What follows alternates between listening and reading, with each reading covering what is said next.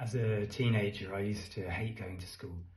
It wasn't because I didn't like school. I actually loved studying and was really into all the different subjects. I hated going to school because it meant I had to be with the other boys and with the feeling of being rejected every day in different ways, some more subtle, some very overt.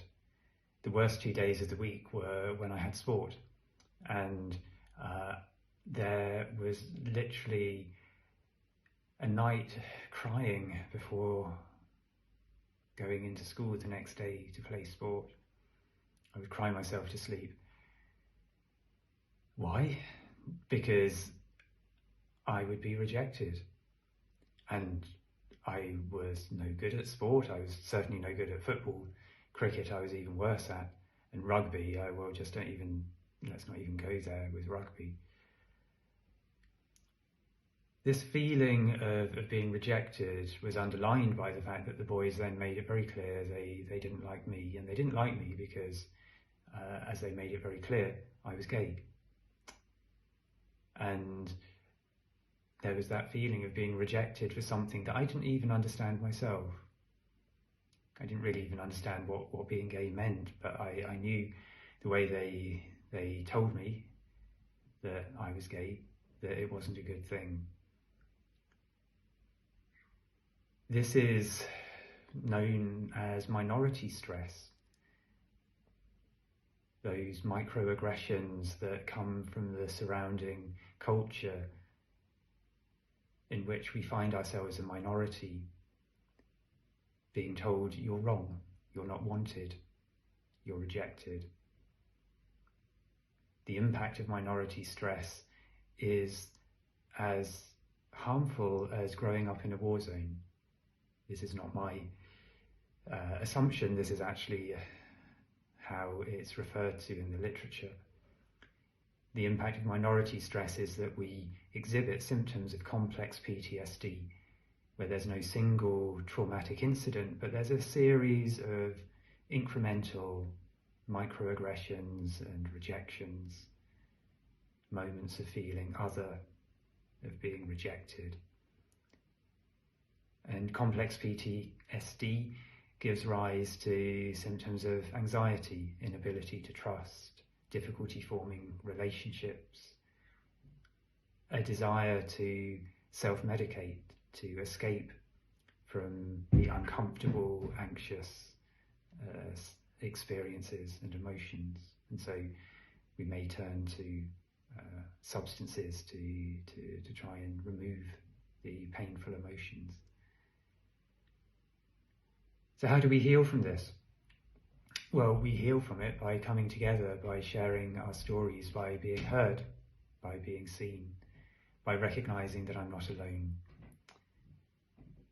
In the workshop I'm running, the healing ourselves through community, through sharing, through storytelling.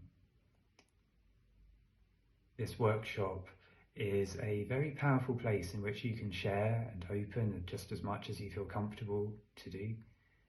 You can hear others speaking. You can hear our shared story as one person speaks. And in the workshop we'll explore how we have internalized some of those negative messages, how we maybe hold our own inner homophobia, transphobia, whatever it may be that we have internalized, and how we can transform that, how we can transform those unhelpful internal beliefs into an affirming statement.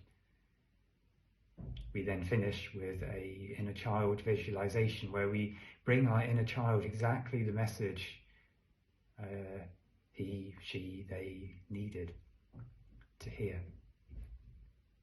A message that they are loved, that they are beautiful, that they are seen, and that we are so grateful for what they bring into the world.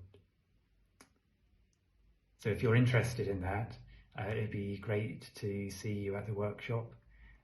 It's been a very powerful space where people have found a new way of connecting with themselves and explored layers that they've then continued to look at after the workshop and in their own therapy and other healing work.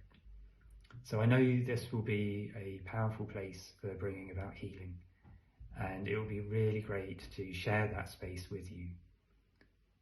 Brené Brown, the trauma teacher, says that shame thrives in silence and secrecy, but it cannot survive empathy.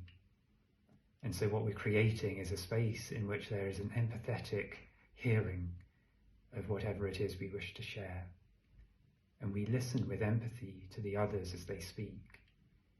And in that way build community, build trust, build connection. So I really look forward to seeing everyone that is able to join us for this workshop. And if you have any further questions, please reach out to me and ask. So bye for now.